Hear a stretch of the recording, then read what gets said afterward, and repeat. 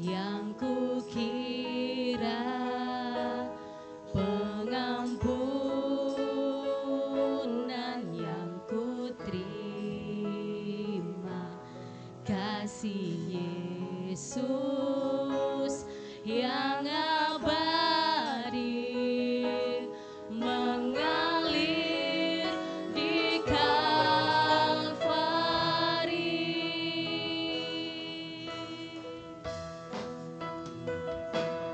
Oleh karena salibmu, seluruh hidupku milikmu, Tuhan.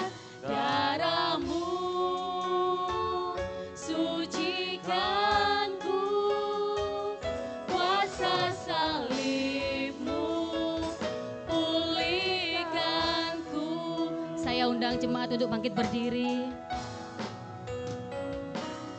Lebih dari yang kukira, pengampunan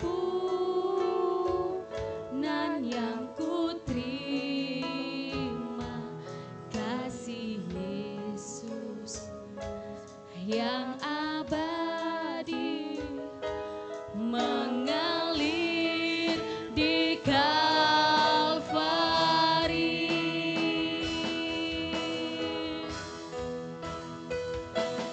Oleh karena salibmu, seluruh hidupku milikmu, Tuhan.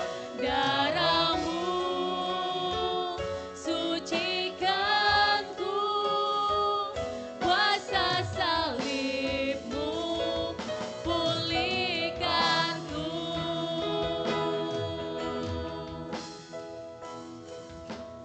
Oleh karena salibmu, haleluya Yesus,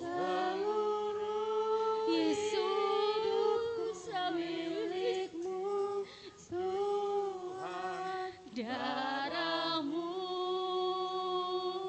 sucikanku, kuasa salibmu pulihkanku. Oleh karena salibmu, Yesus, seluruh hidupku milikmu, Tuhan. Darahmu sucikanku, kuasa salibmu pulihkanku, kuasa salibmu pulihkanku, kuasa salibmu pulihkanku. Mari kita sembah Tuhan, mari kita tinggikan Yesus. Engkau sudah menebus kami Yesus. Ini kami Tuhan, pakai kami sesuai kehendak-Mu Yesus. Haleluya. Haleluya Yesus. Yesus. Haleluya Yesus. Terima kasih Tuhan, terima kasih Yesus. Haleluya Yesus. Yesus, Yesus, Yesus, Yesus. Haleluya Yesus.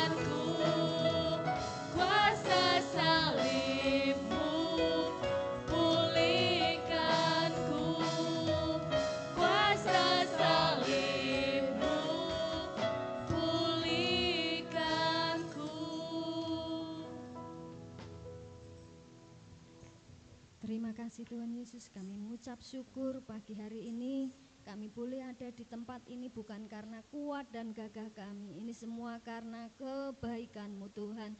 Terima kasih, kuasa salib-Mu sudah memulihkan kami, kuasa salib-Mu memberi kami hidup, kuasa salib-Mu memberi kami kemenangan. Terima kasih Tuhan, terima kasih. Kami mau memulai ibadah kami pagi hari ini Tuhan hanya di dalam nama Yesus. Kami percaya Engkau memberkati ibadah pagi hari ini dari awal, pertengahan hingga akhirnya. Di dalam nama Tuhan kami Yesus Kristus, kami ikat, kami patahkan segala penguasa-penguasa di udara yang mengganggu ibadah kami pagi hari ini. Dalam nama Yesus. Terima kasih Tuhan, terima kasih. Hanya di dalam nama Tuhan Yesus kami sudah berdoa dan mengucap syukur. Haleluya, amin. Tetap bangkit berdiri. Akan saya bacakan firman Tuhan di dalam 1 Petrus pasal yang kedua ayat yang ke-24. Ia sendiri telah memikul dosa kita di dalam tubuhnya di kayu salib, supaya kita yang telah mati terhadap dosa hidup untuk kebenaran. Oleh bilur-bilurnya kamu telah sembuh. Amin. Amin. Firman Tuhan yang luar biasa pagi hari ini. Sudah siap untuk bersorak-sorai untuk Tuhan, amin. Berikan tos kanan kiri, Tuhan Yesus baik. Haleluya Yesus.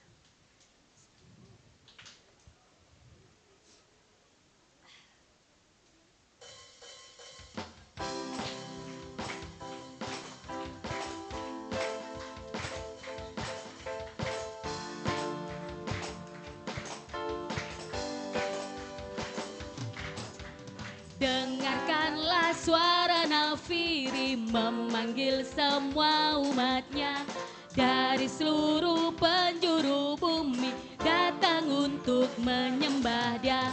Dengarkanlah suara nafiri memanggil semua umatnya.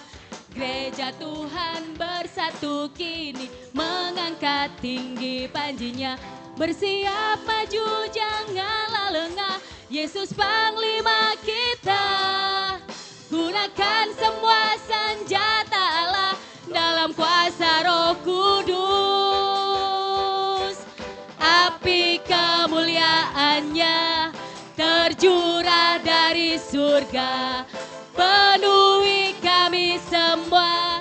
Bangkitlah gerejanya, api kemuliaannya tercurah dari surga. Beritakan pada dunia bahwa Yesuslah Raja, segala raja. Haleluya Yesus.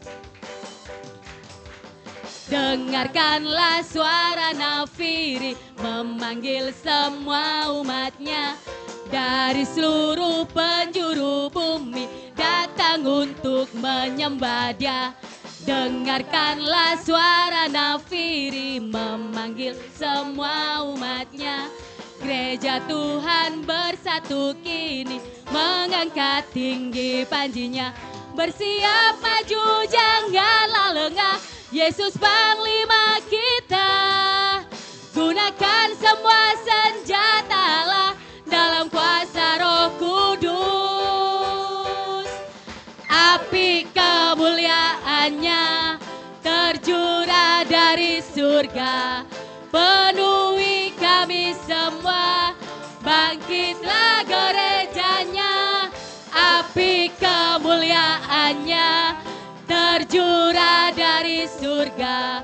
Beritakan pada dunia bahwa Yesuslah Raja, api kemuliaannya tercurah dari surga, penuhi kami semua.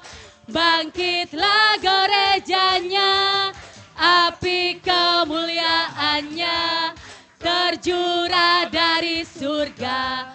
Beritakan pada dunia bahwa Yesuslah Raja, api kemuliaannya tercurah dari surga, penuhi kami semua. Bangkitlah gerejanya, api kemuliaannya tercurah tercurah dari surga. Beritakan pada dunia bahwa Yesuslah Raja, segala raja, segala raja, segala raja. Haleluya. Berikan sorak-sorak yang meriah untuk Tuhan kita Yesus Kristus. Haleluya. Masih kuat berdiri? Amin, haleluya. Mari kita lah pujikan kuasanya membangkitkan. Amin.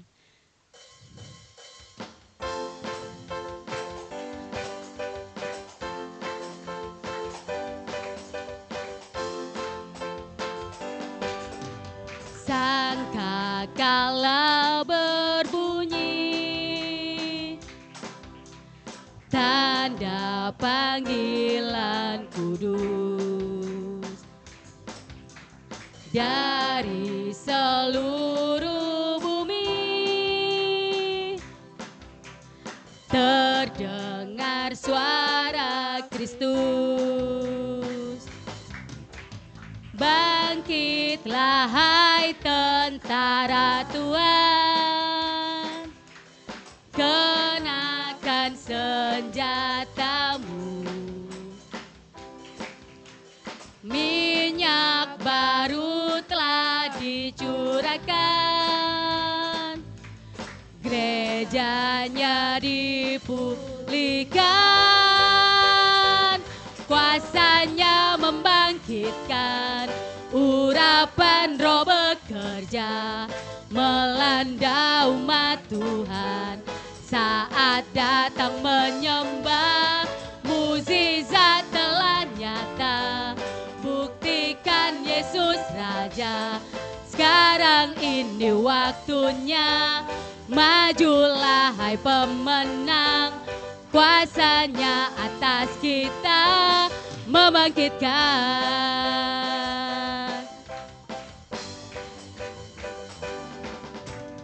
Sangkakala berbunyi, tanda panggilan kudus dari seluruh bumi. Terdengar suara Kristus. Bangkitlah hai tentara Tuhan, kenakan senjatamu. Minyak baru telah dicurahkan, gerejanya dipulihkan, kuasanya membangkitkan, urapan Roh bekerja melanda umat Tuhan. Saat datang menyembah, mukjizat telah nyata, buktikan Yesus Raja. Sekarang ini waktunya, majulah hai pemenang, kuasanya atas kita membangkitkan, kuasanya atas kita membangkitkan, kuasanya atas kita membangkitkan. Haleluya Yesus. Baik, mari kita dengarkan pujian dari anak-anak sekolah minggu. Waktu dan tempat kami silakan.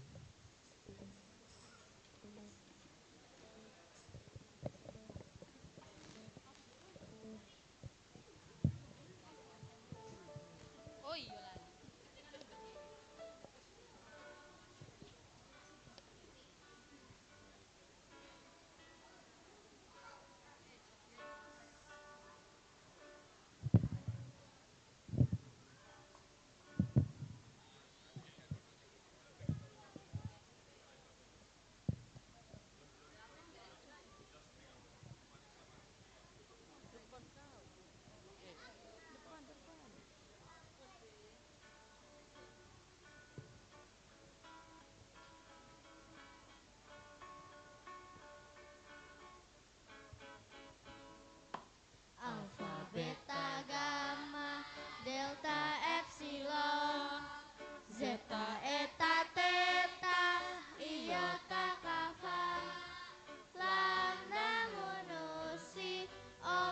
Omikron, Piro, Sigma, Tau, Upsilon, Beta, Psi, dan Omega. Lambda, Monosi, Omikron, Piro, Sigma, Tau, Upsilon, Beta, Psi, dan Omega. Alpha, Beta, Gamma, Delta, Epsilon, Zeta, Eta, Theta, Iota, Kappa, Lambda, Monosi, Omikron, Biro, Sigma, Tau, Upsilon, Psi, dan Omega. Lambda, Monosi, Omikron, Biro, Sigma, Tau, Upsilon, Psi, dan Omega.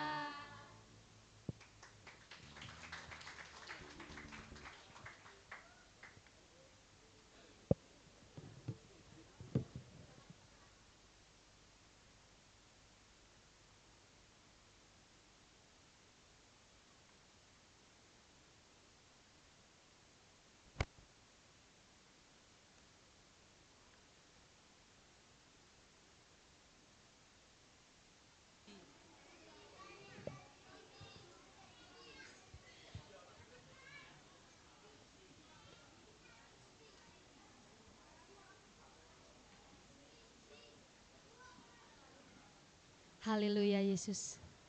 Persembahan pujian dari anak-anak yang luar biasa ya Tuhan. Terima kasih Yesus. Mari kita lanjutkan.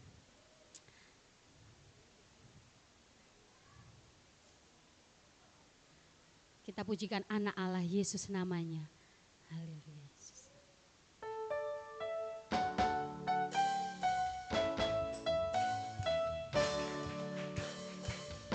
Anak Allah Yesus namanya, menyembuhkan,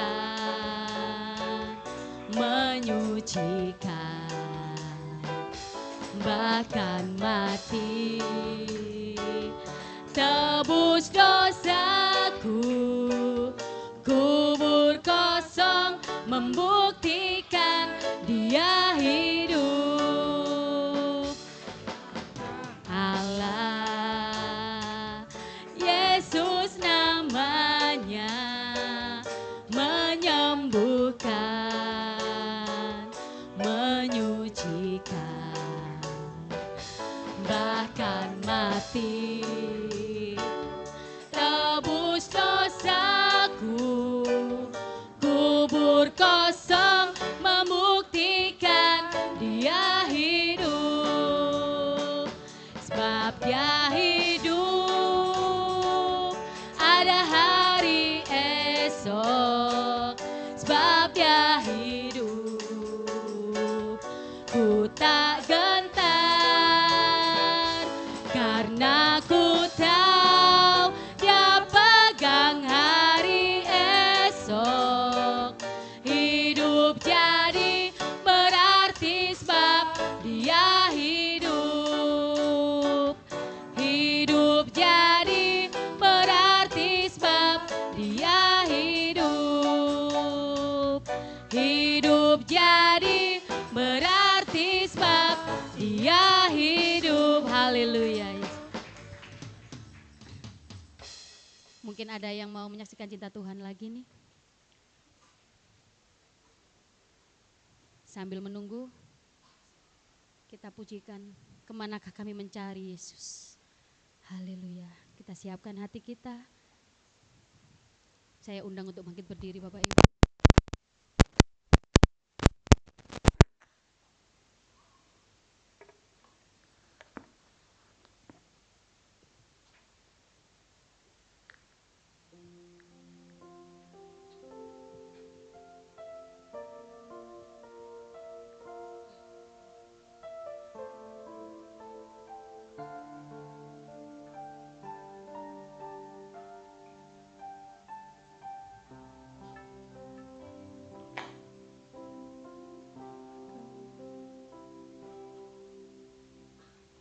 Kemanakah kami mencari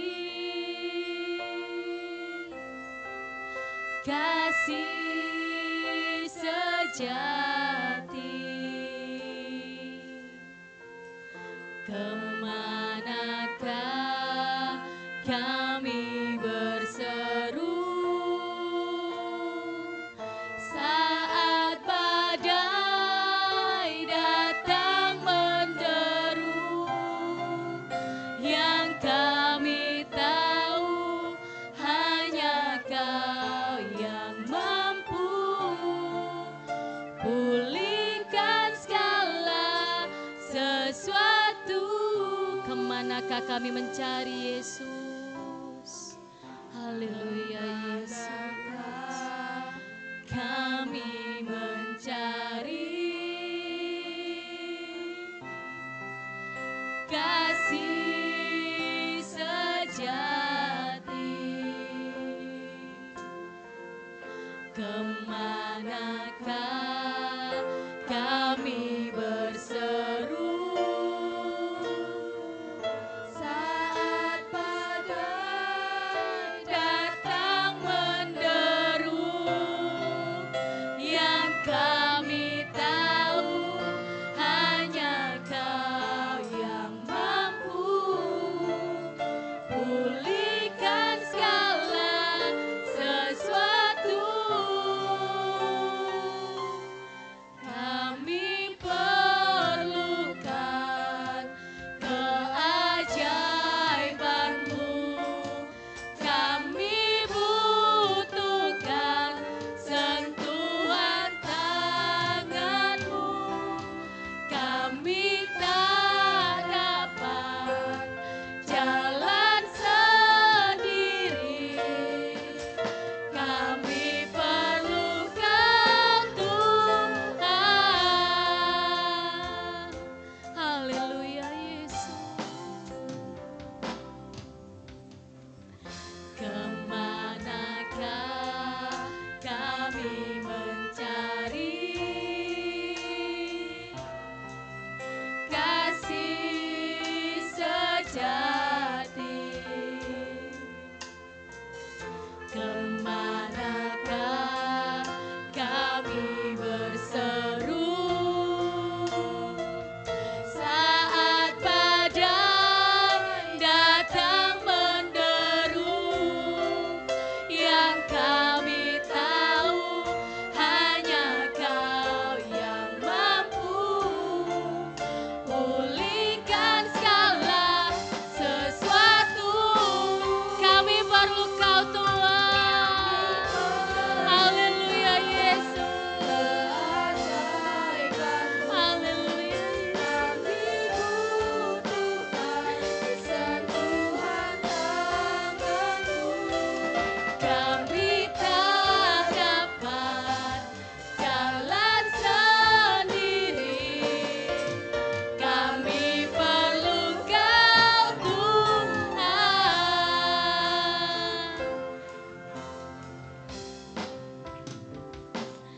Kami perlukan keajaiban-Mu, kami butuhkan sentuhan tangan-Mu, kami tak dapat jalan sendiri, kami perlu Kau Tuhan. Kami perlukan keajaiban-Mu, kami butuhkan sentuhan tangan-Mu. Kami, Engkaulah sumber kekuatan kami Tuhan. Kami ada sampai detik hari ini itu semua karena kemurahan-Mu yang begitu besar di dalam hidup kami. Terima kasih Tuhan Yesus, terima kasih Roh Kudus. Haleluya. Puji nama Tuhan, katakan kiri kananmu Tuhan Yesus baik. Tatap matanya, lihat matanya. Katakan kamu luar biasa. Karena mulut belum tentu bisa berkata jujur, tetapi mata tidak bisa berbohong. Ingat ya, mata tidak bisa berbohong.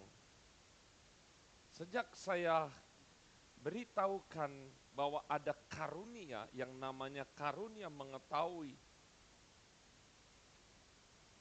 rahasia kerajaan surga,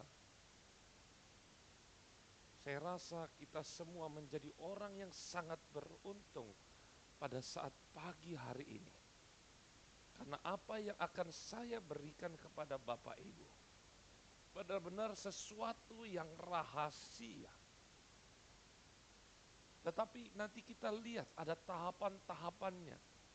Supaya kita melakukan firman Allah itu tidak dengan paksaan. Kalau Bapak, Ibu, anak-anak semuanya tahu rahasia ini,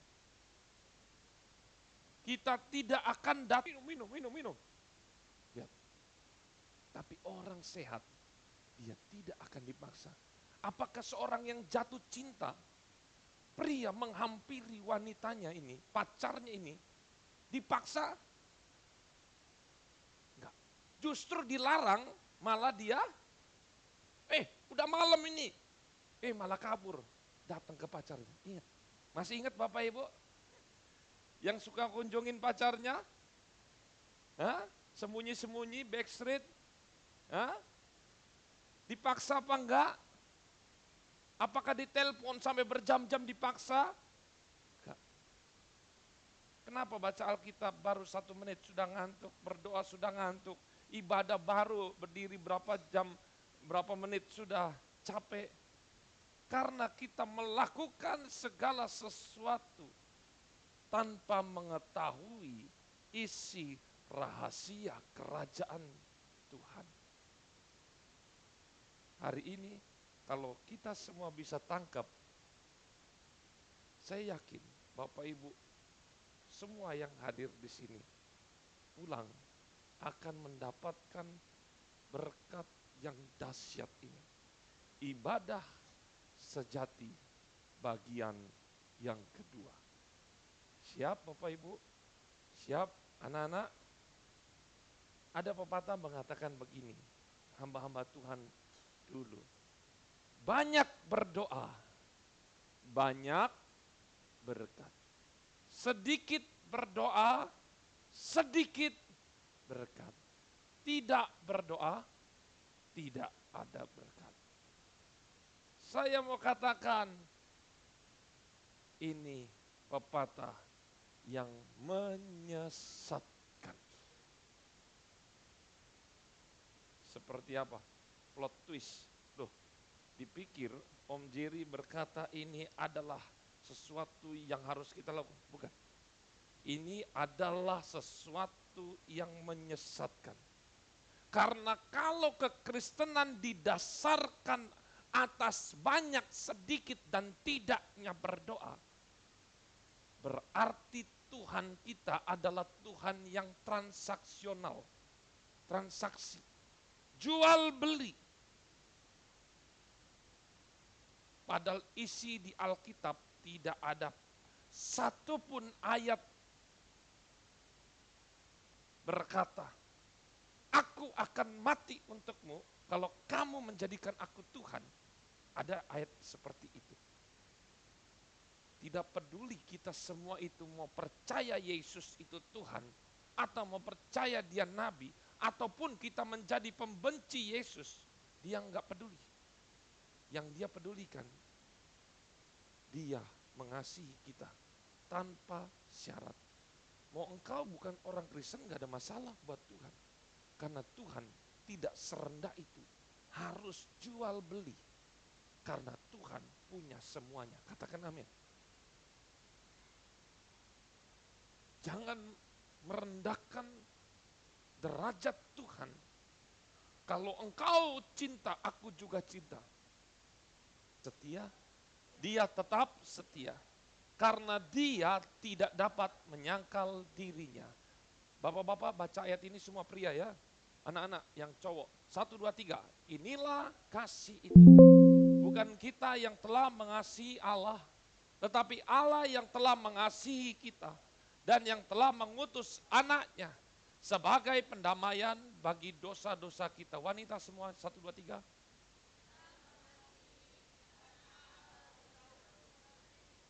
Silakan duduk. Ketiga ayat ini dan ada banyak ayat yang lain menunjukkan bahwa Allah kita mempunyai derajat dan sifat dan karakter tidak seperti sifat kita yang selalu maunya untung dan tidak mau rugi. Hari ini di hadapan kita semua, anak-anak Tuhan merugikan Tuhan terus. Ya betul, makanya Tuhan sampai mati. Ayo, Tuhan mati, yang rugi siapa? Manusia atau Tuhan? Tuhan yang rugi. Yang untung siapa? Saya dan saudara.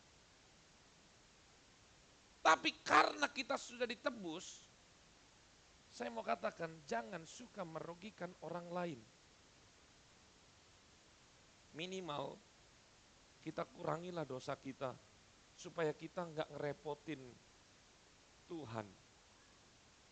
Masa dari kecil sampai tua sudah mau mati ngerepotin Tuhan terus.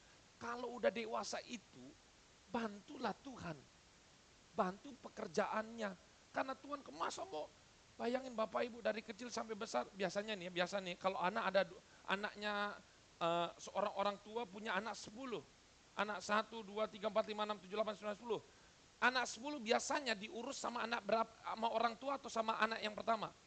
Pasti saya yakin bukan orang tua lagi yang ngurus. Anak yang ke-10, anak ke-9. Ini anak yang pertama, anak kedua. Betul ya, betul ya. Selalu menjadi tradisinya seperti itu. Dan ini tradisi yang bagus. Kalau engkau sudah diselamatkan, jangan mau terus menerus. Waktunya lah engkau lihat ada jiwa baru, ada yang masih anak-anak rohani. Bantulah pekerjaan Tuhan. Jangan merugikan orang lain. Yang pertama tadi apa? Tidak memanfaatkan kebaikan orang lain. Yang ketiga, ini yang kita dasar dulu nih sebelum kita masuk. Sebagai orang dewasa, jangan fokus kepada diri sendiri atau yang lebih tepat egois.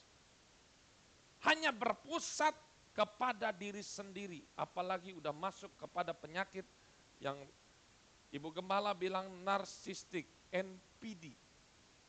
Semua salah saya benar. Ketika ada bisik-bisik ngomongin saya. Semua segala sesuatu berpusat kepada dirinya sendiri. Berpusat kepada diri ini contoh. Ibu mana yang lebih pilih beli skincare yang jutaan daripada bayar SPP anak? Gak ada kan? Gak ada kan? Kok ada yang jawab sih? Ada tak? Bukan ibu, itu namanya gadis. Gak ada kan? Amin. Gak ada yang jawab, berarti gak ada. Bapak mana yang lebih penting beli rokok daripada anaknya buat makan, minum? Gak ada kan? Gak ada kan? Itu namanya masih bujang. Artinya orang itu hanya fokus kepada diri sendiri. Saya mau tanya, yang punya sahabat, angkat tangan yang punya sahabat, yang punya teman. Sahabat mana yang senang memanfaatkan temannya? Nipu temannya untuk keuntungan diri sendiri, ada nggak? Nggak ada kan? Namanya sahabat. Nggak ada kan?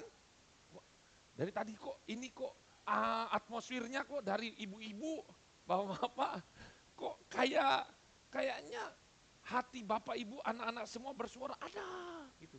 Tapi mana ini suaranya nggak ada. Berarti kalau ada,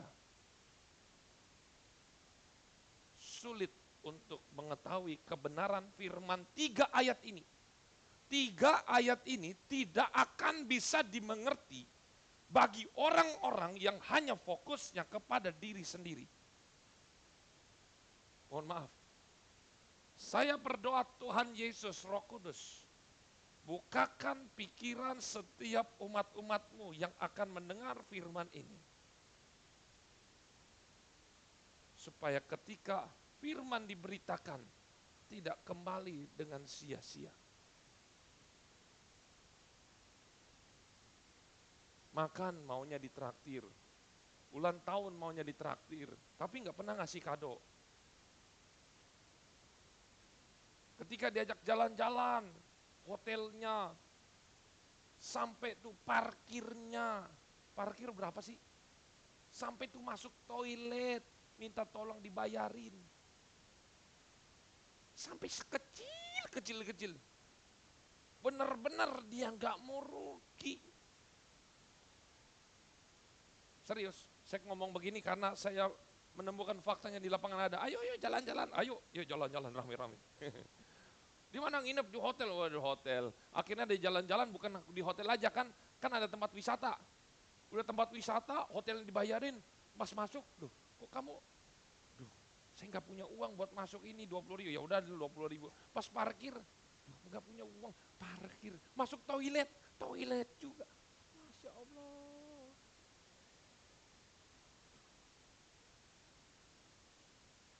Gak ada ya di sini ya, amin.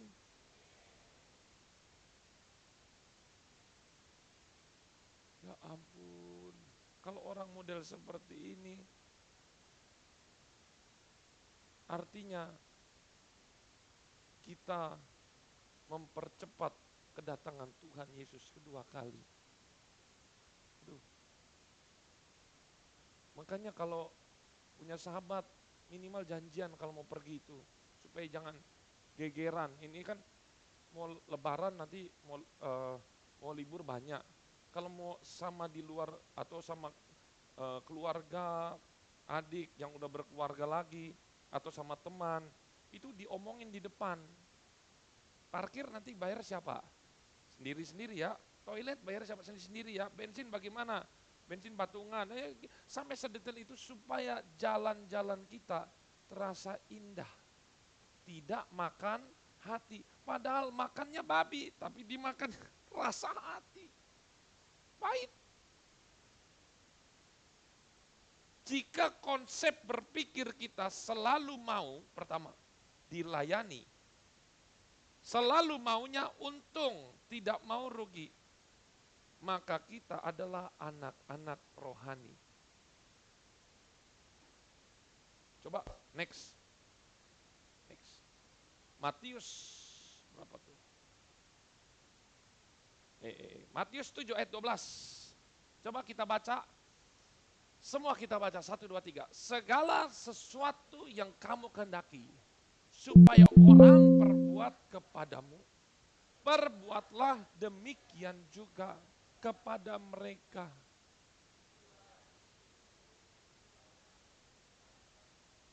Ini dalam banget. Kalau kamu nggak mau dibully, jangan bully. Kalau kamu nggak suka dijewer, jangan jewer. Kalau kamu nggak suka ditipu, jangan nipu.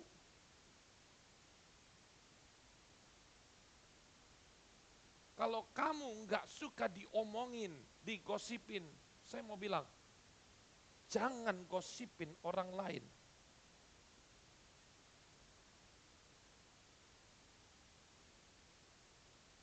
Karena jelas yang garis biru, perbuatlah demikian juga kepada mereka. Sesimpel itu. Katakan kiri kanan simple. Katakan sederhana. Hukum Tuhan itu sederhana. Saya mau tanya nih, kalau ketemu orang kita sukanya diginiin sama orang atau disenyumin? Senyum dong. Amin. Kira-kira kalau anak-anak semua, kalian udah besar, kemudian punya anak lagi, suka nggak anak-anak ngelawan kalian? Kalau begitu jangan lawan orang tua. Sesimpel itu.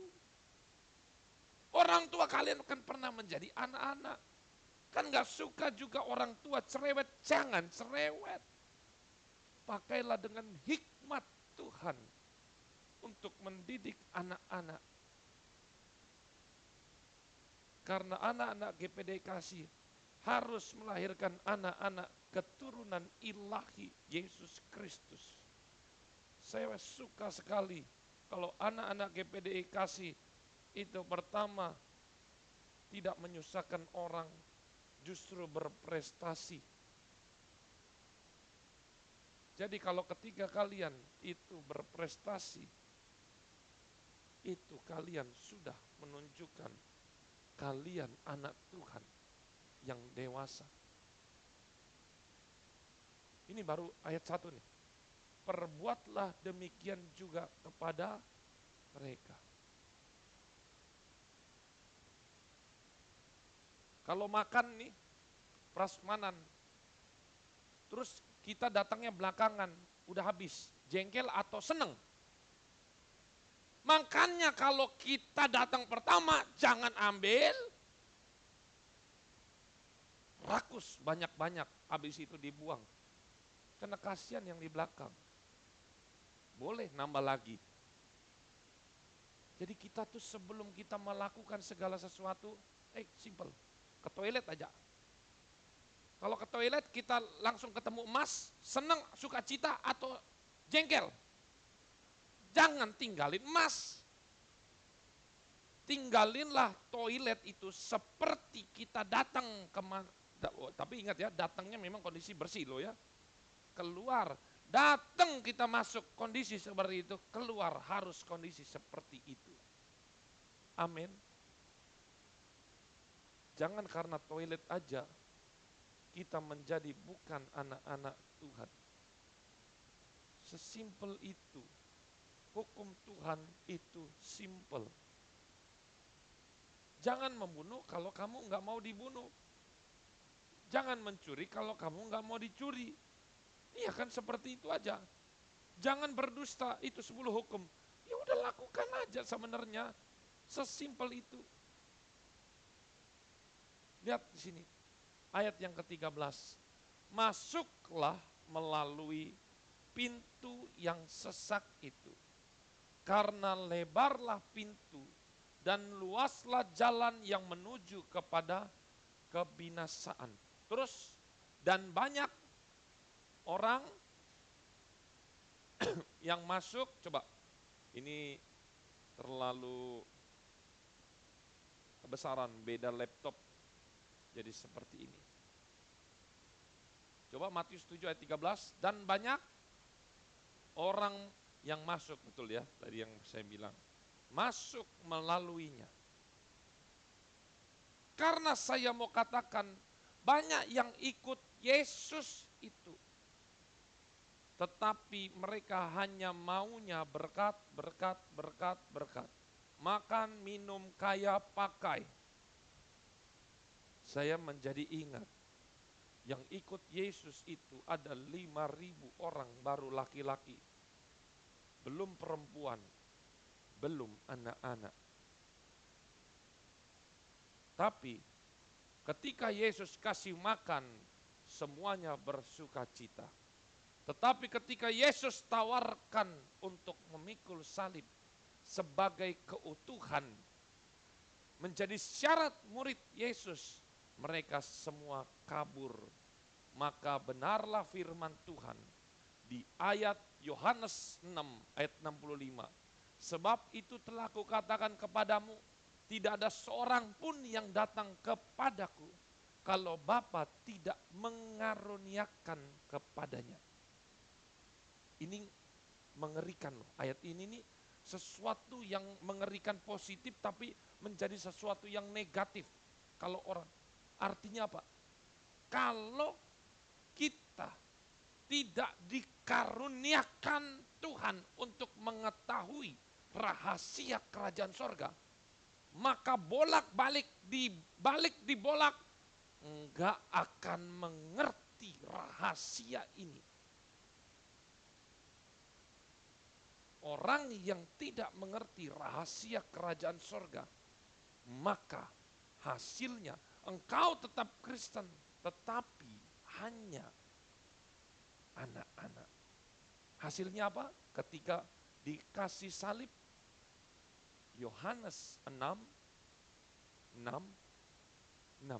Angka manusia, antikristus. Mulai dari waktu itu, banyak murid-murid yang mengundurkan diri dan tidak lagi mengikutinya. Karena apa? Itu tadi yang saya bilang. Sebelum kita masuk ke dalam ayat pokok, kita harus pahami sebagai orang dewasa. Karena apa? Mereka adalah orang-orang yang suka memanfaatkan kebaikan Yesus. Tapi ketika diajak untuk mari bergabung dengan aku, menjadi dewasa, mereka menolak. Mereka suka merugikan Yesus, tapi tidak mau bekerja sama untuk kerajaan surga. Mereka hanya fokus kepada perut mereka sendiri.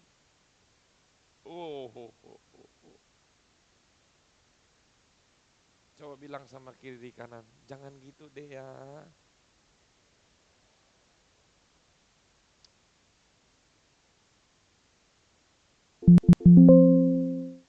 Oke, lihat di sini. 3 ayat ini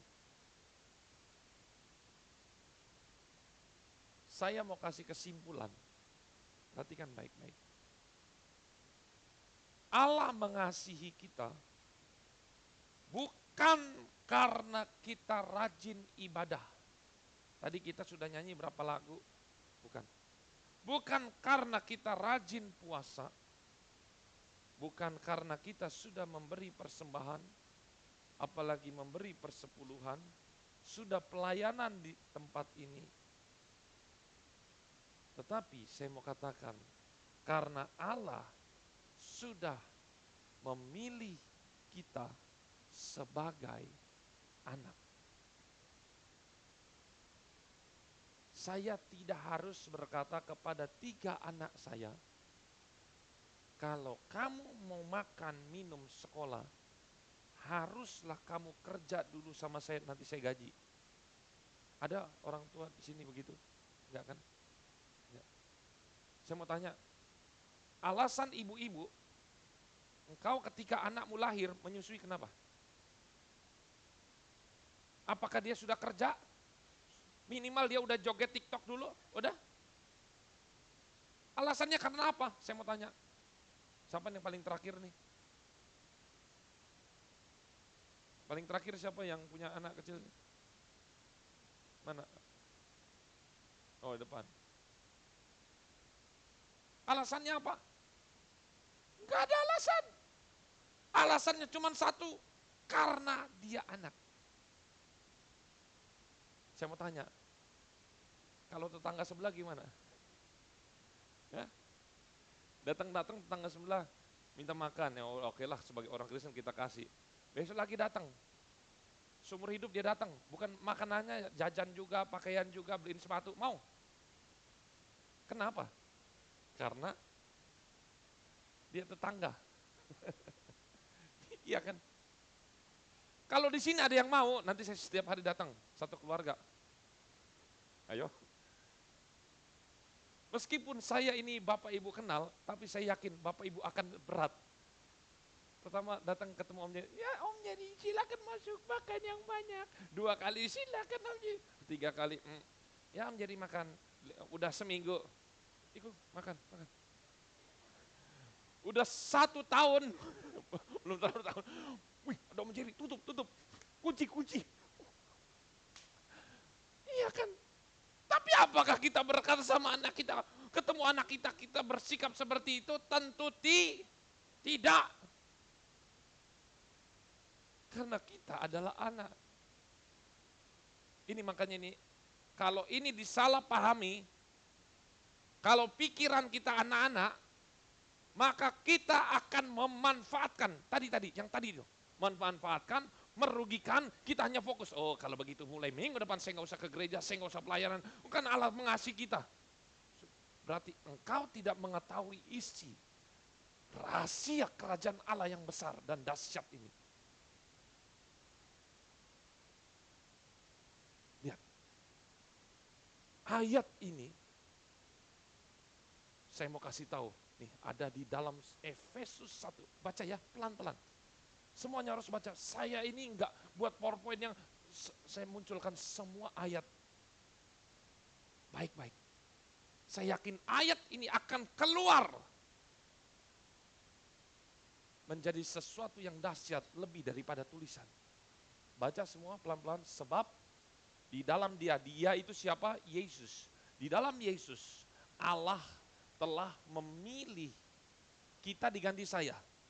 Allah telah memilih sebelum dunia dijadikan supaya kita kudus dan tak bercacat di hadapannya. Tuh lihat.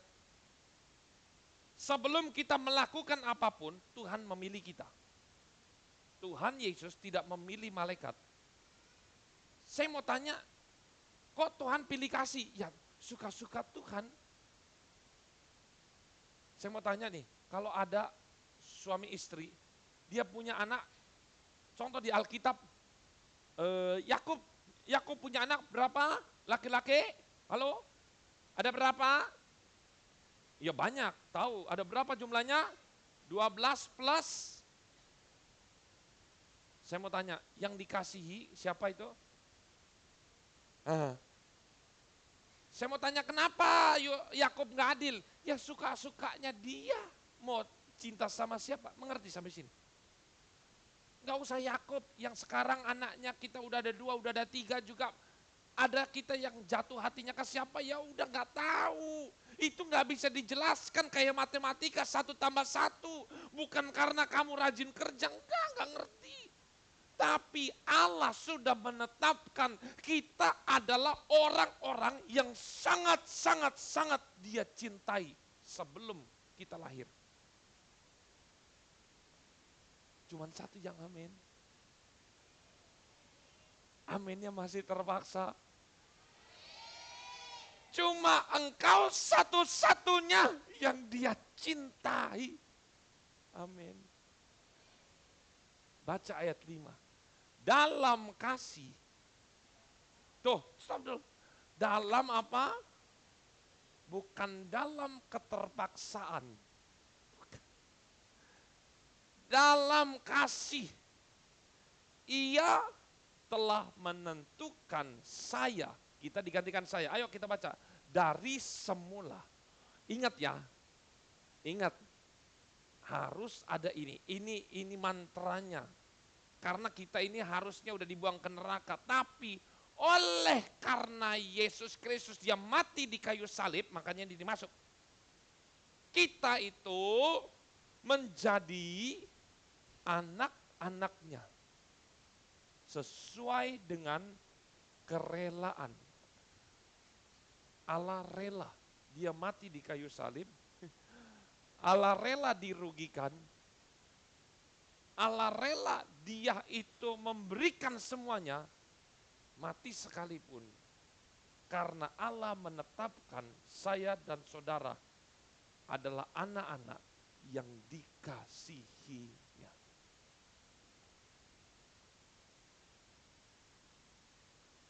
Kalau kita masih memanfaatkan kasih Allah, aduh, betapa bodohnya. Betapa bodohnya anak-anak ini. Sekarang pilihan kita tuh tinggal ada 2. Kita memanfaatkan kasih karunia Allah dengan berbuat semaunya kita. Wis lah, kita wis amburadul. Atau kita lihat, oh Tuhan itu sudah baik buat saya ya. Kira-kira apa ya sekarang yang mau saya lakukan untuk membantu pekerjaan Tuhan, untuk membantu Tuhan dalam pengertian Allah memang gak butuh dibantu, tetapi anak-anaknya Tuhan yang masih kecil banyak, Tuhan ya udah saya rewangilah.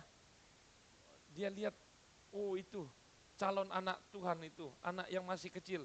Tuhan saya bantu ya, saya tolong dia supaya jadi dia dewasa. Nanti ketika dia dewasa, dia akan tolong lagi. Udah dewasa dia tolong lagi. Artinya apa? Nolong itu begini atau gini? Gini. Yang mana? Begini. Katakan begini. Awas nanti jangan kayak banci nanti. Bukan begini. Amin. Kasihilah itu begini atau begini? Gini. Atas ke bawah. Jadi jawabannya, ini seperti lagu, cintaku bertepuk sebelah tangan, ada yang benar, sebagian. Karena ada yang menolak kasih Yesus, tapi Yesus tuh gak peduli. Lu mau cinta gua, lu mau jadikan saya Tuhan, lu mau jadikan saya musuh sekalipun, engkau benci sekalipun, tapi saya tetap cinta kamu. Oh. Karena Yesus bukan manusia yang harus bertransaksi untung dan rugi. Ini kita belum masuk loh, dalam belum masuk, baru masih dasar. Makanya saya bilang ini rahasia kerajaan surga, tapi Bapak Ibu tidak, masih anak-anak rohani 3 hal ini memanfaatkan kasih Tuhan, ya wis terserah, nggak akan bisa. Tapi kalau Bapak Ibu terbebas dari kanak-kanak rohani, mengerti ayat ini menjadi hidup dan dahsyat. Yang kedua, Allah mengasihi kita, yang pertama tadi, Allah mengasihi kita bukan karena rajin ibadah, betul ya? Bukan karena puasa, bukan karena kita kasih persembahan, rajin pelayanan, enggak ada. Alasan satu-satunya adalah karena dia memilih kita menjadi anaknya yang sangat dikasihi. Cuman itu tahu. Jadi artinya apa? Kalaupun kita dilahirkan cacat, ada ya, mohon maaf ini saya nggak merendahkan, lahir sampai mati juga orang, Tuhan tetap kasih orang ini tanpa dia harus berbuat apa-apa. Amin. Amin. Enggak bisa. Dari lahir sudah di rumah sakit berbaring, udah koma begini. Dari lahir sampai dia mati. Tuhan enggak peduli. Kamu enggak harus lakukan apapun supaya saya tambah cinta. Memang saya itu cinta kamu. Tapi berapa banyak orang-orang Kristen yang sadar bahwa Tuhan itu cinta diri kita. Kita seringkali menghancurkan diri kita dengan percaya perkataan dunia. Kamu bodoh, kamu tidak berguna, mati aja. Kita berapa orang Kristen yang suka menyiksa diri.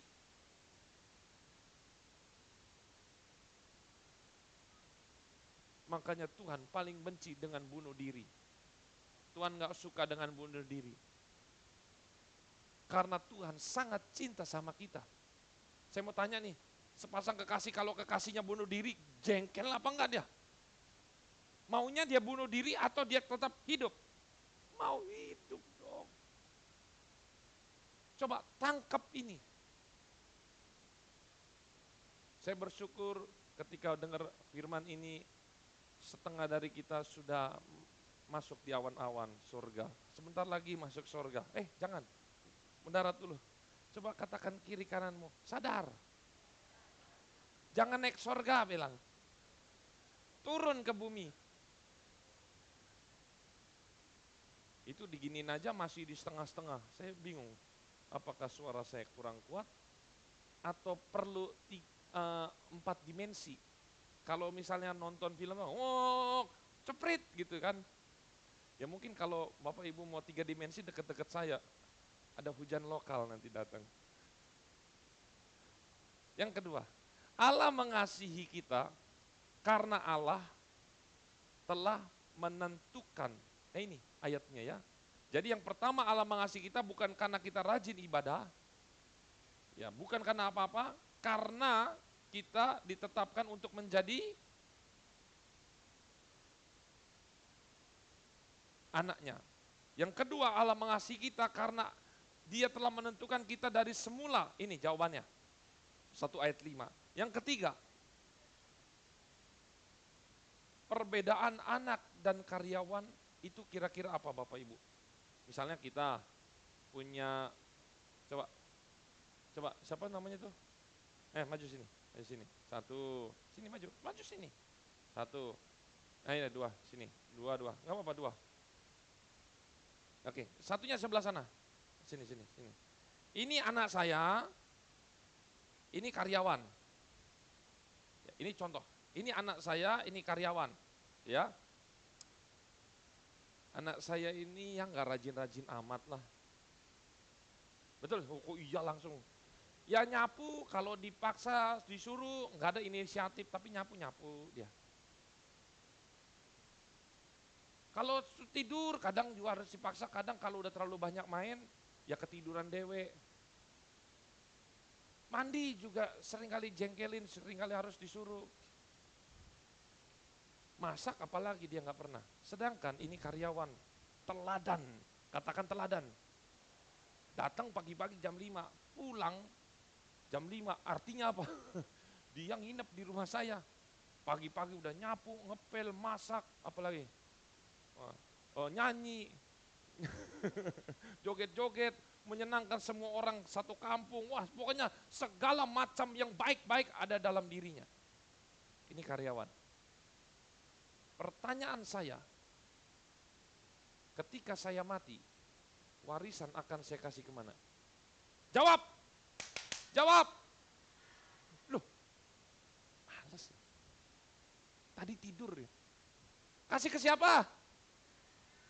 Ini gimana? Karyawan. Kenapa? Saya mau tanya nih logikanya, ayo. Kasih ke siapa yang kuat? Jadi bukan karena perbuatan dia malas atau rajin. Malas aja saya sayang sama dia, apalagi kamu rajin. Amin. Akan bertambah-tambah sukacita. Mau hujan lokal, duduk sini. Kalau enggak, duduk sana. Ayo turun. Tapi kamu anak saya. Ini contoh tadi ya. Sampai sini mengerti Bapak Ibu? Anak dan pekerja.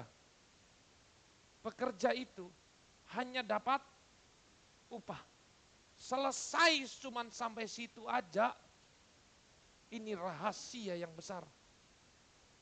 Yang menjadi pertanyaan saya, Bapak Ibu mau dijadikan anak atau pekerja? Ayo anak-anak semua, kalian mau dianggap Tuhan pekerja atau anak? Kalau anak dan bapak itu nggak hitung-hitungan. Ada anak habis nyapu, mana Pak? Bahkan seringkali anak itu dapat uang, dapat berkat, iki mah dititipin. Terus investasi bodong, ya kan? Kalau lebaran nih, terus. Tapi apa dihitung-hitung? Anak enggak. Lihat. Panot sering gaji anaknya, kalau kamu ini nanti pokoknya hitung-hitungan sama kayak kita kerja di orang lain. Enggak kan? Enggak ada. Kamu makannya 1 piring aja ya, makan 2 piring kamu bayar. Enggak kan? Lihat di sini. Kalau kita adalah anak-anak Tuhan, ngapain kita hitung-hitungan? Kita datang ke gereja, kita minta-minta berkat, Tuhan saya, ini seringkali saya berpikir Tuhan saya mau pengakuan dosa. Sebenarnya yang betul-betul doa yang benar itu, bukan Tuhan berkati saya, bodoh. Dulu saya nggak mengerti, tetapi ini menjadi satu kebodohan bagi saya hari ini. Karena ternyata bedain ya, Tuhan berkati saya. Berarti itu sudah diberkati atau belum? Sudah atau belum? Coba kamu, Om Jerry beri saya, coba kamu bilang. Berarti udah saya kasih belum? Belum. Tapi sekarang kita harus ubah doa kita. Tuhan terima kasih Engkau telah memberkati saya. Ulang, Tuhan terima kasih, Engkau telah memberkati saya. Kalau sudah memberkati, kamu udah dapat belum? Sudah dapat.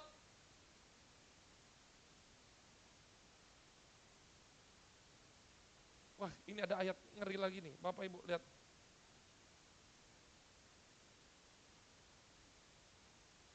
Lihat, coba baca. Matius 5 ayat 45. Karena dengan demikian kamu menjadi anak-anak Bapamu yang di sorga. Semua baca. Yang menerbitkan matahari bagi orang yang jahat dan orang yang baik, dan menurunkan hujan bagi orang yang benar dan orang yang tidak benar. Ini baru hujan dan matahari. Saya yakin ada malaikat-malaikatnya, dia sudah kasih itu sama orang-orang jahat sekalipun, orang-orang yang benci Yesus sekalipun. Tapi Tuhan dengan kerelaannya, karena dia Allah yang penuh kasih berkat buat mereka semua. Tanpa pandang agama, tanpa memandang bahwa dia cinta saya. Dia yang tidak peduli. Artinya apa? Orang yang jahat aja Tuhan berkati. Masa kita anak Tuhan dia tidak berkati? Aneh apa enggak? Aneh kan? Jadi yang harus kita rubah cara doa kita. Kita katakan, terima kasih Tuhan, Engkau telah memberkati saya. Memberkati. Terima kasih Tuhan. Meskipun engkau belum mendapatkan apapun, karena ada firman Tuhan, sebelum engkau mendapatkannya, tapi engkau harus berdoa. Yakin, terima kasih Tuhan, aku telah menerima berkat-Mu. Gak peduli. Karena saya mau katakan, kita datang gereja, kita kasih persembahan, gak kasih persembahan, Tuhan sayang kita. Ini terserah, akan menjadi terpecah dua. GPD kasih dengan pola pikir, kalau begitu nanti lagilah Natalan, kalau ada makan-makan saya datang. Silakan. Silakan. Tuhan tidak menjadi setengah ketuhanannya ketika kita tidak rajin.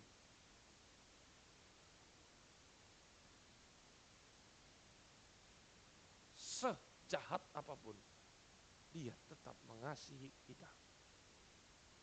Tetapi orang-orang dewasa ketika punya pola pikir begini, saya mau tanya nih, Bapak Ibu tahu ya kejadian mengenai anak sulung dan anak bungsu, tahu? Anak bungsu ambil harta warisannya, dia pergi.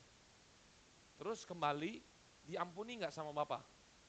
Pertanyaan saya, kalau cerita ini berlanjut, kan malam pesta, kira-kira pagi-pagi yang akan dilakukan anak bungsu, tidur-tiduran, malas, minum-minum, mabok-mabok, sehari-harinya begitu, atau dia kerja tanpa disuruh? Yang mana? Saya 1000% yakin anak ini akan bangun pagi-pagi dan kerja tanpa disuruh-suruh lagi. Artinya kejahatan kalah dengan kebaikan. Kok Om Jerry tahu? Saya salah satu hasil dari kasih orang tua saya. Sudah jahat, tapi orang tua saya, sejahat apapun kamu, kamu tetap anak saya. Tidak ada hukum, tidak ada agama, tidak ada apapun perkataan yang seperti model ini. Karena dari perkataan itu saya melihat Tuhan Yesus ada di mulutnya. Saya menjadi hamba Tuhan sekarang bukan karena dipaksa-paksa. No. Ini dalam. Mengasihi Tuhan bukan dengan tubuh, tapi dengan jiwa. Rasanya ngeri ini.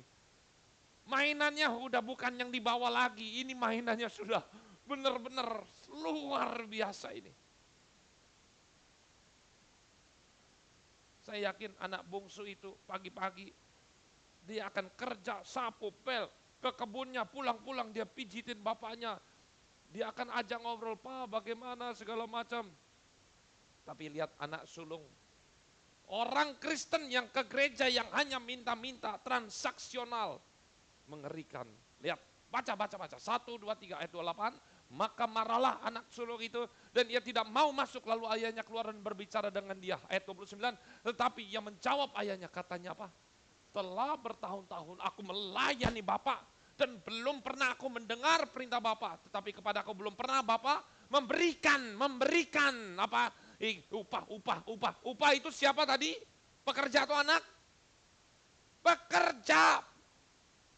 Memberikan seekor kambing untuk bersuka dengan sahabat-sahabatku. Tapi lihat 30.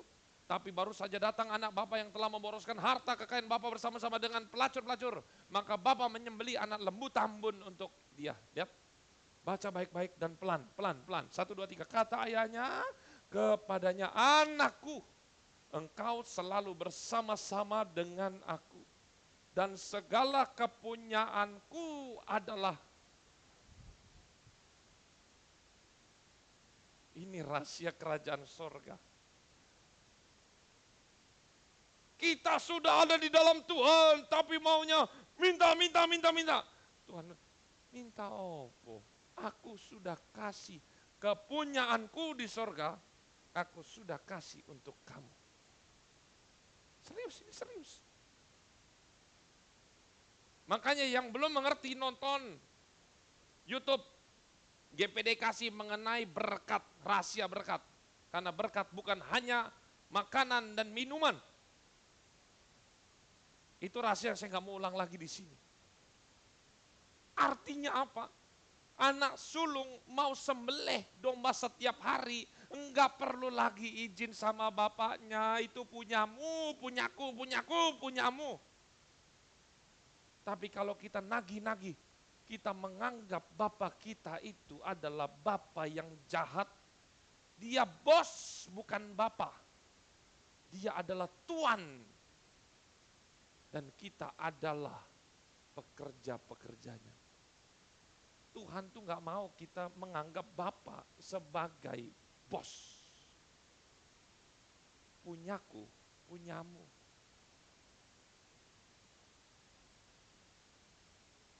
Ini dalam Bapak Ibu. Sebelumnya lagi, kasih orang tua kepada anak itu gak butuh syarat.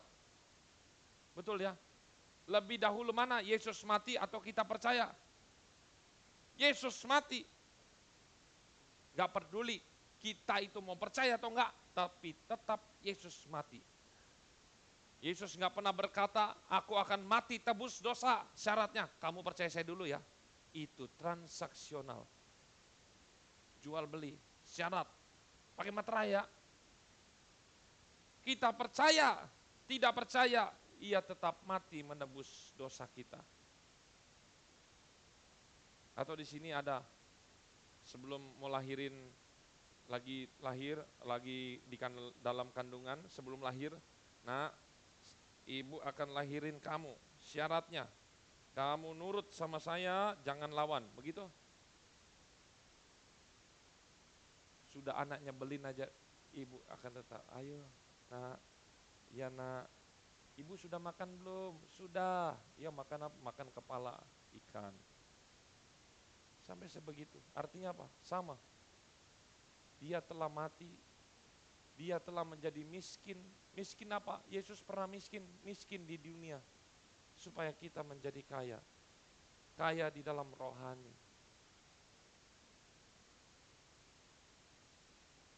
Ingat, kasih karunia. Efesus 2. Ayat yang ke-8 dan 9. Kita baca sama-sama ini. Sebab karena kasih karunia, kamu diselamatkan oleh iman. Itu bukan hasil usahamu, tetapi pemberian Allah. Itu bukan hasil pekerjaanmu. Jangan ada orang yang membanggakan diri. Saya ingat ada ayat lagi mengatakan, Tuhan, saya sudah memuji namamu, saya sudah bernubuat, saya sudah mengadakan mujizat. Ini siapa? Bukan pelayan-pelayan singer WL, enggak. Ini orang-orang yang terlalu hebat di dalam dunia pelayanan. Sudah bangkitin orang mati, hujan berhenti, deras jadi berhenti, mujizat dahsyat. Tapi Tuhan berkata, saya enggak kenal kamu. Bayangin loh. Ingat, karena itu bukan hasil dari pekerjaan kita. Firman Tuhan katakan jangan ada yang memegangkan, jadi kita bisa bertobat. Saya mau tanya nih, bertobat dan insaf itu apakah karena kita? Bukan, karena ada ayatnya mengatakan kita insaf karena siapa? Roh Kudus. Saya kasih contoh lagi, mumpung ada anak saya tadi masuk. Ya tadi Jason ini kapan hari dia mulai belajar sepeda roda 2. Nah itu dia. Dan akhirnya dia bisa. Dia senang, saya bisa. Pertanyaan saya, dia bisa karena siapa? Bisa sendiri. Karena saya pegangin, lari, pakai anduk, lari. Terus. Ya kita sama istri saya. Tapi dalam pikirannya, saya bisa. Ingat, kita seringkali seperti itu. Anak-anak, nanti ketika kalian lulus kuliah, kalian kerja hebat ya, dan berkata dengan bangganya, mama lihat ini jasa, lihat ini gaji saya 100 M. Ada 100 M. Tanpa bantuan sedikit dari ibu berkata, masuk lagi, nggak bisa keluar. Udah keluar pun masih mangamnya, masih susah. Jangan ada yang bisa memegahkan diri. Sehebat apapun saya, nggak bisa membalas sedikit pun kasih orang tua kepada saya. Nggak bisa. Saya bisa jadi sekarang karena mereka semua. Ini loh. Jadi ketika nanti kita kaya dalam usaha, dalam pekerjaan, kaya dalam kesehatan, dalam arti umur panjang, kaya dalam kekuatan, mungkin kita menjadi atlet dan segala macam. Ingat, jangan memegahkan diri karena di belakang itu ada banyak orang yang support kita. Minimal ada orang tua, minimal ada Tuhan. Karena Tuhan dengan gampang menjatuhkan orang. Dengan gampang dia meninggikan orang. Nebukadnezar aja dia jadi orang gila yang makannya rumput sama seperti kayak gorila. Dijatuhkan Tuhan karena dia sombong. Daud yang kerjaannya di ladang, Tuhan angkat menjadi raja. Sangat gampang Tuhan menjatuhkan atau meninggikan seseorang. Mazmur 127 ayat 1. Bahkan saya mau katakan, urusan membangun rumah aja, urusan menjaga kota atau mengawal kota itu menjaga. Itu urusan keamanan aja, semuanya enggak lepas dari Tuhan. Mazmur Salomo berkata, jikalau bukan Tuhan yang membangun rumah, sia-sia. Jikalau bukan Tuhan yang mengawal kota, sia-sia.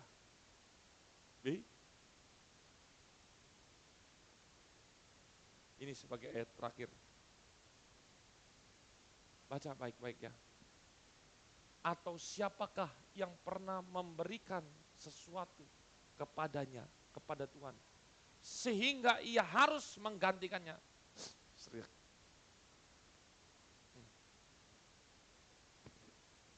Sering kali begini, ada orang Kristen berdoa, Tuhan, saya sudah pelayanan, saya sudah memberikan persembahan, saya sudah jujur persepuluhan, kembalikan Tuhan apa yang sudah saya tabur. Dari ayat ini berkata, memangnya Tuhan pernah berhutang?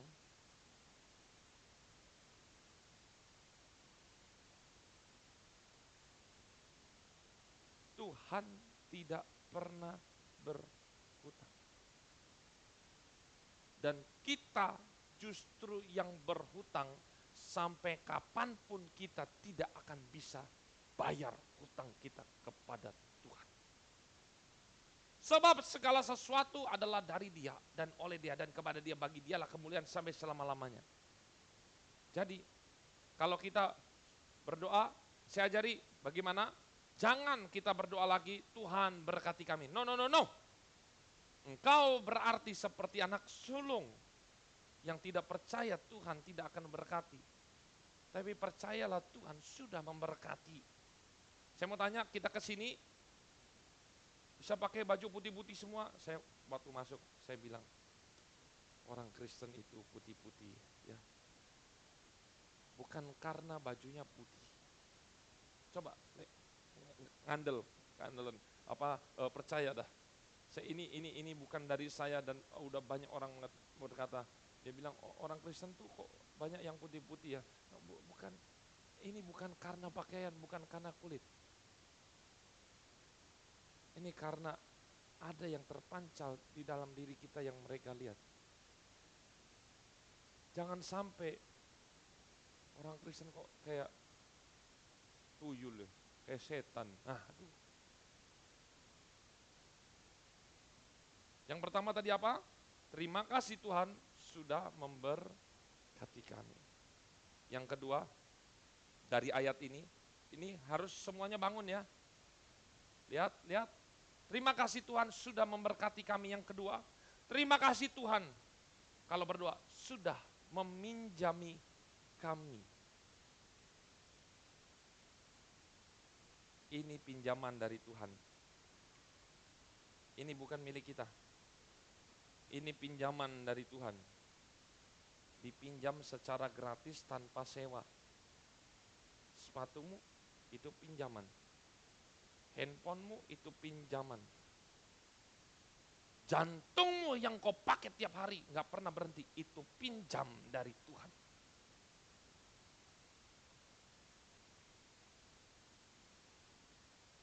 Semua yang kita pakai di sini, ini pinjaman Tuhan. Dan berdoalah yang ketiga. Terima kasih Tuhan sudah mempercayakan saya untuk mengolah berkat Tuhan. Karena ada yang dipercayakan 1, ada yang dipercayakan 2, ada yang dipercayakan 5. Terima kasih Tuhan, saya dipercayakan untuk mengembalakan GPD Kasih. Kalau dipercayakan berarti itu punya siapa? Punya di sono. Saya apa? Saya nggak punya apa-apa. Terima kasih Tuhan sudah dipinjami. Berarti kalau dipinjami, saya punya apa? Tidak punya apa-apa. Kalau kita punya konsep begini, saya yakin kapan hari kan ada yang motornya hilang.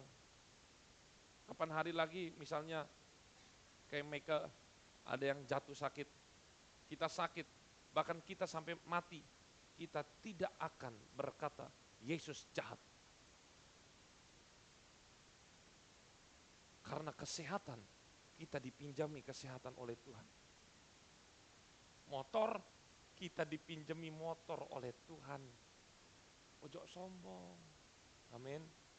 Emasku anyar, pinjaman. Kalau nanti Tuhan ambil, kayak Bu Tri kemarin, ya nggak apa-apa, HP ku wis lawas. Konsep sederhana, handphone hilang, santai. Itu dipinjami Tuhan, tinggal kita, Tuhan pinjami saya handphone dong. Amin. Tapi yang kalau udah punya suami istri, jangan, Tuhan pinjami saya suami dong. Jangan. Amin. Amin.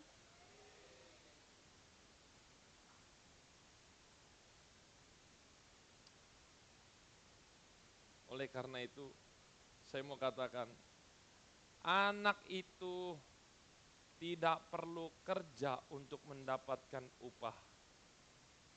Jika pikiran kita begitu, maka kita seperti tadi apa? Anak sulung.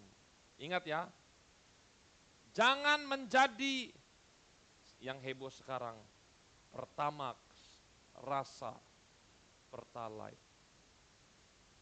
Anak rasa pekerja. Jangan-jangan kita punya mental pekerja. Katakan kiri kanan, kamu anak. Katakan diri sendiri, saya anak.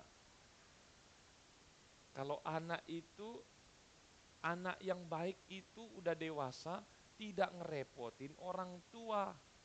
Amin.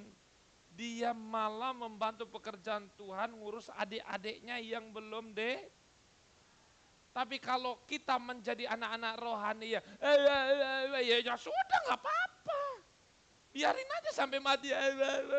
Berarti memang kamu anak-anak terus. Mau main kelereng terus ya monggo. Tetap Tuhan cinta. Mau anak-anak terus? Saya mau tanya, anak-anak kalian maunya tinggi seperti ini terus? Mau? Pasti semuanya berharap akan menjadi dewasa. Itulah kerinduan Tuhan. Ingat pesan saya terakhir. Pertama rasa pertalite, anak rasa pekerja. Itu nggak boleh terjadi di jemaat GPDI Kasih. Anak rasa, benar-benar anak. Merasakan karunia Tuhan.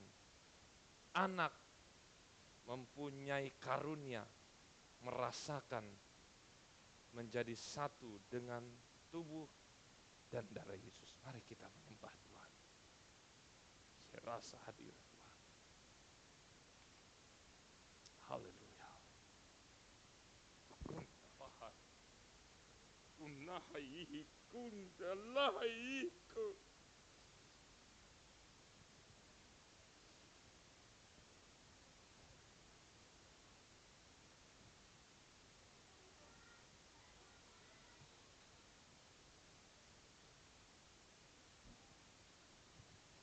Yesus mengasihimu.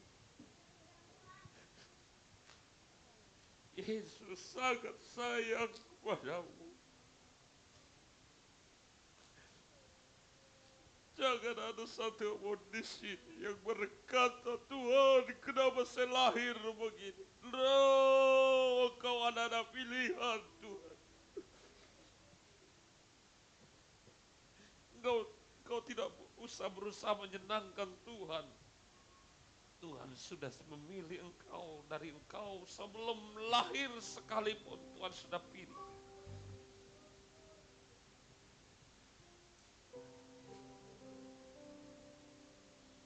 Ku yakin, naik. Oh, ku yakin Kau hadir di sini, ku rasakan kuasa yang tak terbatas. Ku yakin kau nyata di sini, kemenangan terjadi di sini.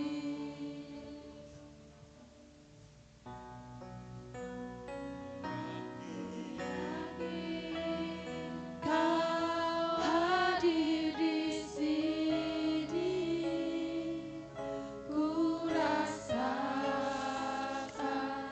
kuasa yang tak terbatas. Ku yakin kau nyata di sini, kemenangan petugas perjamuan maju ke depan.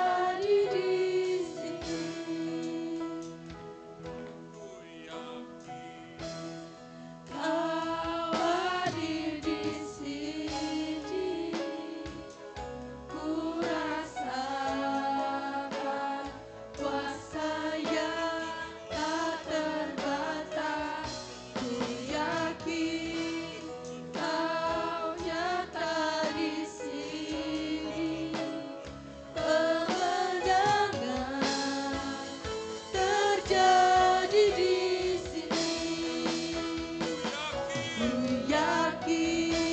silakan duduk. Dalam hadirat Tuhan. Silakan duduk. Ku rasakan kuasa yang tak terbatas. Ku yakin Kau nyata di sini. Kemenangan Naik satu. terjadi di sini. Katakan ku yakin. Kau nyata di sini. Ku rasakan kuasa yang tak terbatas. Ku yakin Kau nyata di sini. Kemenangan terjadi di sini. Dari awal. Ku menyembah dalam kudus hadirat-Mu. Hampiri kata kasih karunia-Mu Bapa.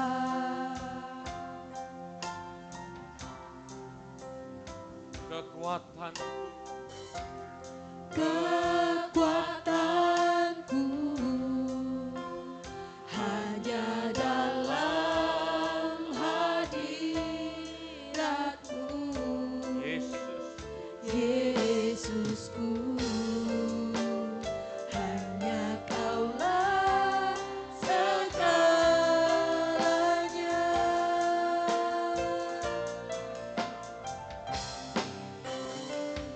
Ku yakin Kau hadir di sini. Ku rasakan kuasa yang tak terbatas. Ku yakin Kau nyata di sini. Ada yang kurang? Silakan angkat tangan. Kemenangan terjadi di Segenap sini. hati. Oh, segenap hadir di sini. Ku rasakan kuasa yang tak terbatas. Ku yakin